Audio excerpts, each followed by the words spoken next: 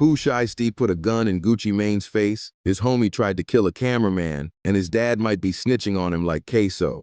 It's one of the wildest stories in the rap game, and today we're breaking down what's real and what's cap. Let's get right to it. Gucci signed Pooh and turned him into a star, but now Pooh and his dad might end up behind bars for life. In January 2026, Gucci, his security, and a cameraman went to a studio in Dallas to meet up with Shiesty. Pooh had been signed to 1017 for years, and it seemed like everything was good with him and Gucci. But then him, Big 30, and some more goons almost killed Gucci and his whole team. According to the feds, Gucci and his team showed up at the studio, but it wasn't open yet, so they dipped out and went to buy some drinks. At the same time, Pooh's dad was calling the dude who owned the studio and booked some time so Gucci and his son could record together that day. Gucci and his crew went back to the studio and were watching a football game while they were waiting for Shiesty to show up. Shiesty, his dad, and a bunch of goons pulled up about an hour later, but Shiesty was having some drama with his parole officer. Pooh Shiesty just got out of prison and has an ankle monitor because he's supposed to get approval before he goes anywhere.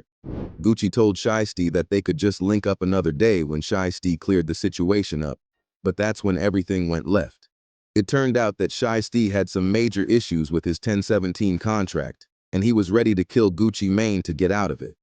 Shiesty told Gucci he wanted to talk with him alone, so Gucci went into another room with Shiesty, his dad, and his homie Big 30.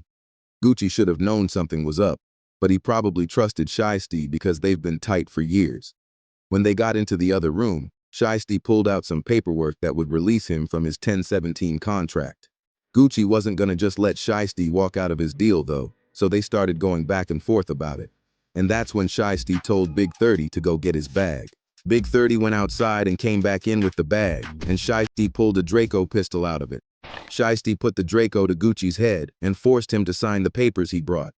Big 30 recorded Gucci signing the paperwork, and then they made Gucci say that he released Pooh Shiesty from his contract.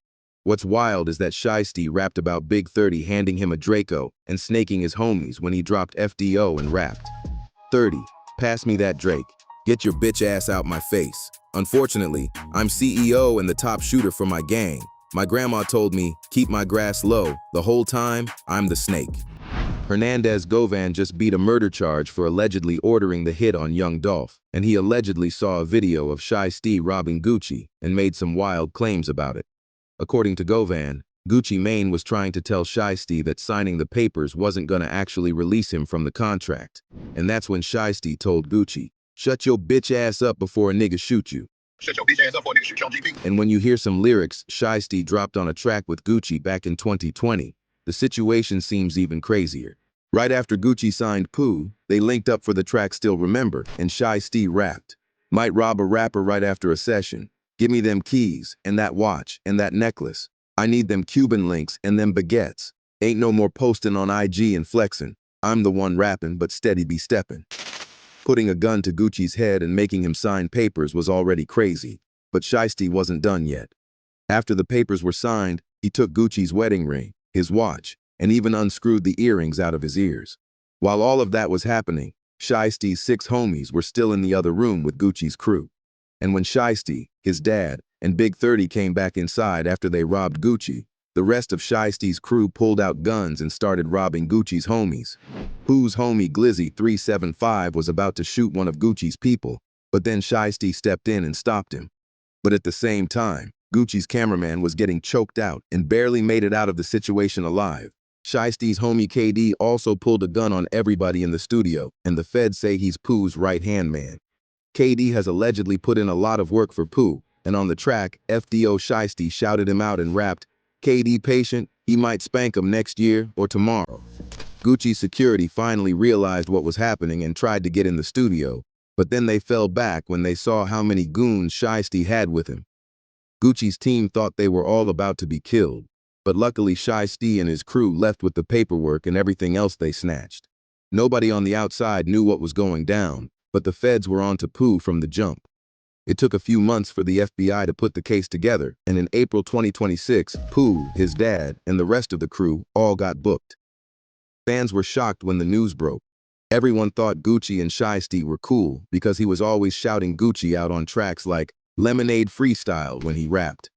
Gucci paved the way, made lemonade. Add me, that lemon lime. They put the snake up in the industry, now the world trying to slime.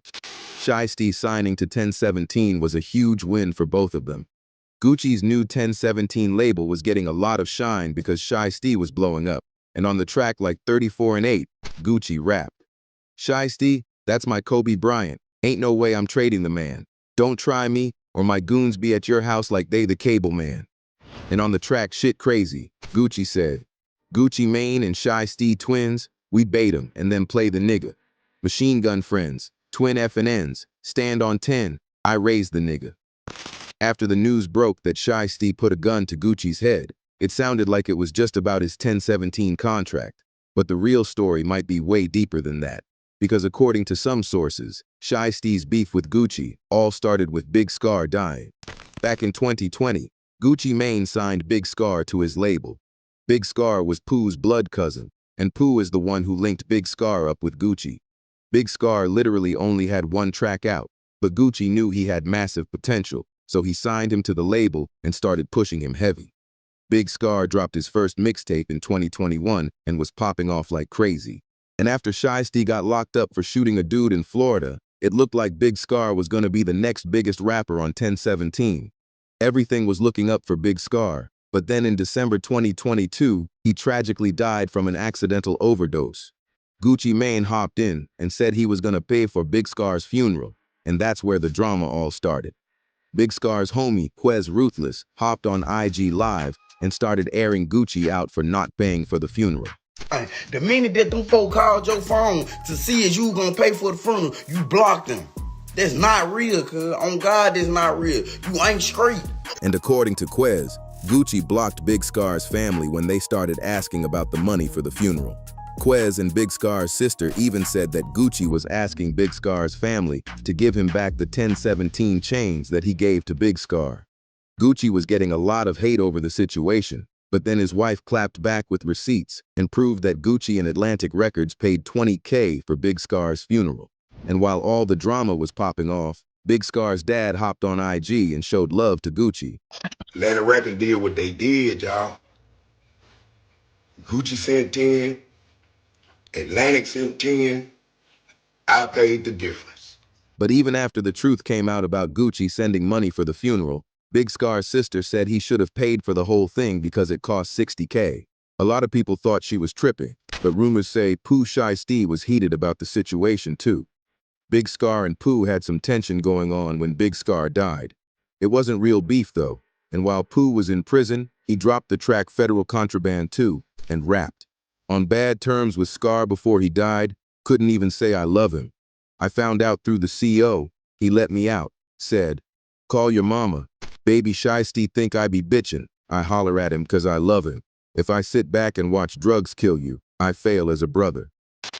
Some people think Pooh was still heated about how Gucci handled the situation with Big Scarr's funeral, but there's no proof that has anything to do with it. Nobody knows the full story behind why Shiesty crashed out yet, but it was one of the dumbest moves in the rap game.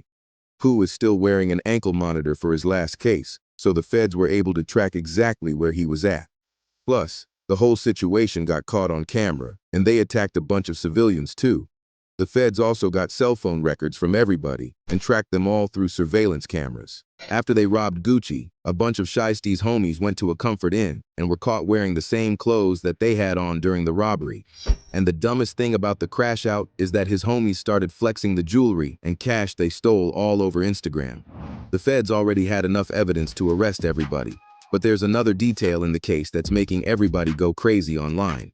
According to the paperwork, Gucci and two of his people who got robbed all identified Pooh and Big 30 to the police. The cops were gonna get Pooh anyways, but now people are saying that Gucci ratted on him.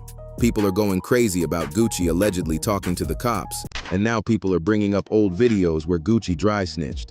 Back in the day, Jeezy allegedly sent some goons to rob Gucci. Gucci ended up killing one of the dudes who tried to rob him, and then he dry snitched about Jeezy setting him up. Yeah, I think it was a setup. Do you have any, like, indications on who it might be? Have you heard anything on the streets? Just whatever you feel in your own heart? Well, so like I say, ain't too many people got the motive to do some shit like that. I just like to learn, look at the motive, who has motive to do it. Yeah. This fuck nigga, the only nigga has motive. Jeez. Yeah. But Gucci isn't the only dude in the case who might be working with the cops. And according to Whack 100, he's got proof that the case is about to get real messy. After the news broke that Gucci got robbed and might be ratting, Whack 100 hopped on Instagram and said that Pooh and his dad both have paperwork that proves they told in other cases. Pooh's dad has a nickname of Mob Boss, and he's the one who introduced Shiesty to the streets. Mob Boss was a rapper and had his own label back in the day, but his music never took off, and he kept catching cases.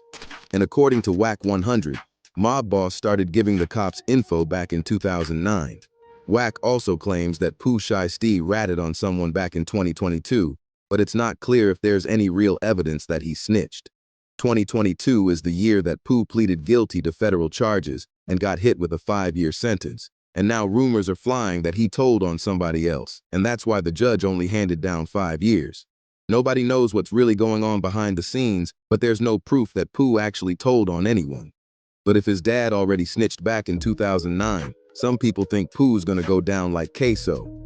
Queso is a rapper and shooter from Jacksonville whose own dad testified against him during a murder trial. Now Pooh, his dad, and everybody else in the case are facing life sentences if they get convicted. And some people think Pooh's dad is gonna flip on him just like Queso's dad did. Shiesty robbing Gucci is the craziest thing happening in the rap game right now. Rick Ross jumped in and said that Gucci didn't deserve what happened to him, but Rick Ross also doesn't want to see Pooh go down like that.